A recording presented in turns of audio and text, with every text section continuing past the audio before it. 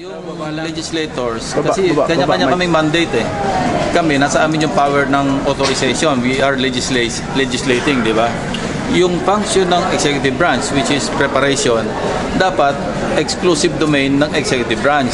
Now, by his own admission, sinabi naman ni Secretary Jokno na nagsabit talaga yung mga congressmen. Alam naman natin yun eh.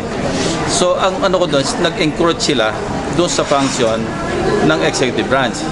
Now, clearly, merong possible conflict of interest, di ba?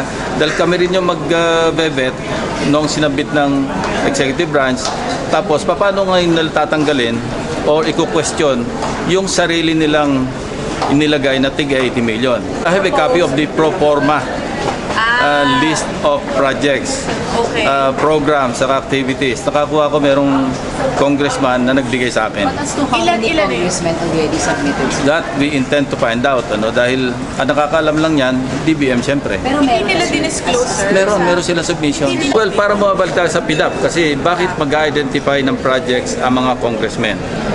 So sila rin ang mga ngasiwa noon, sila rin ang nakakaalam kung saan i-allocate yung mga projects, yung pondo kung saan project. So ang sinasabi ko is distorted yung ating budgeting process because there's what we call a local development council that should take care of the projects, the priority needs of local government units prior to the budget called by the DBM. Walang nagsabit sa Senate. That much I can tell kasi kinonfirm ko kay Senator Ligarda. Ang importante rito, ang issue ko rito is hindi dapat makialam yung legislator sa function ng executive kasi NEP yun eh. That's the National Expenditure Program.